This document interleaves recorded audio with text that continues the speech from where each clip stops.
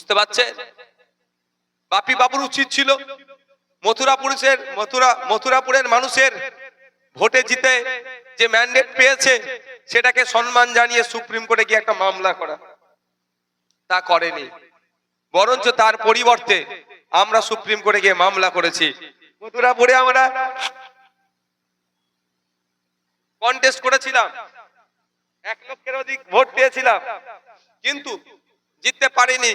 তা বলে কিন্তু আমরা, আপনারা ভোট দিয়ে জিতাননি, আপনার দাদুর কবর যাক জুতোর ফ্যাক্টরি হোক, আপনার বাপের কবরের উপরে মদের ফ্যাক্টরি হোক, আপনার দাদুর বাপের কবরের উপরে, নানার কবরের উপরে, নানির কবরের উপরে চাষবাস হোক, ওটা রাগ দেখিয়ে কিন্তু আমরা বসে নাই।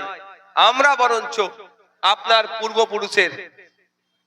পূর্বপুরুষের যে কবরস্থানটা আছে সুরক্ষিত করার জন্য আমরা লড়াই করেছি। এবার প্রশ্ন হচ্ছে আপনাদের যে ওয়াকফ সংশোধনী আইন কেন বাতিল করতে বলছি। দেখুন, অনেক কারণ আছে ভাই, আমার অত বলার এখন এনার্জি নাই, সিরিয়াস বলছি, আমার প্রচন্ড কষ্ট হচ্ছে। অনেক কারণ আছে।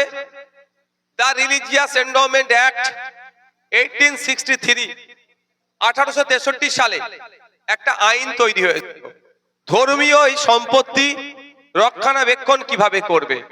হিন্দু ভাইদের ধর্মীয় সম্পত্তি রক্ষণাবেক্ষণের জন্য বিভিন্ন অ্যাক্ট আছে, পার্সি ভাইদের সম্পত্তি রক্ষণাবেক্ষণের জন্য আইন আছে, মুসলমান ভাইদের সম্পত্তি রক্ষণাবেক্ষণের জন্য ওয়াকফ আইন আছে। তো এই ধরনের আলাদা আলাদা আইন আছে। সেই আইনটাকে ওয়াকফের ক্ষেত্রে সম্পূর্ণরূপে ভায়োলেট করা হচ্ছে, এর বিরোধিতা আমরা করছি। একাধিক আলোচনা আগে করেছি, আজকে আমার এনার্জি নাই, বেশি করব না। তারপরে আছে দ্বিতীয় পয়েন্টে কি আছে, এসআইআর নিয়ে নাগরিকদের মধ্যে যে হয়রানি হচ্ছে এটা বন্ধ করার জন্য। বাস্তব কথা বলছি, ইলেকশন কমিশন অফ ইন্ডিয়া এখন দেখছি হয়রানি করছে, আর কিছু করছে না। কারণ আমি আমার কথা বলছি, আমাকেও রিভেরিফিকেশন করতে হবে। তো রিভেরিফিকেশন ভয় পাবেন না, একটু হয়রানি করা হচ্ছে, একটু হ্যারাসমেন্ট করা হচ্ছে।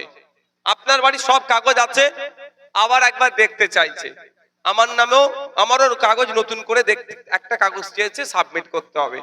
আপনারা ভয় পাবেন না, নিশ্চিন্তে থাকুন। একটা বৈধ ভোটারের নাম যদি কাটা যায়, তার পাশে বাপি হালদার দাঁড়াক আর নাই দাঁড়াক, নওশাদ সিদ্দিকী তার পাশে দাঁড়াবে, তার হয়ে আইনি লড়াই করবে। এটা বলে যায়,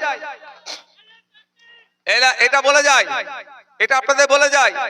আজকে যারা রক্তদান শিবিরের জায়গাটাকে শিফট করাতে বাধ্য করলো, সেই তৃণমূলের কোন নেতারও যদি এসআইআর এর নাম অন্যায়ভাবে বাদ দেওয়া হয়, আজকে আমার এটা রেকর্ড করে রাখুন।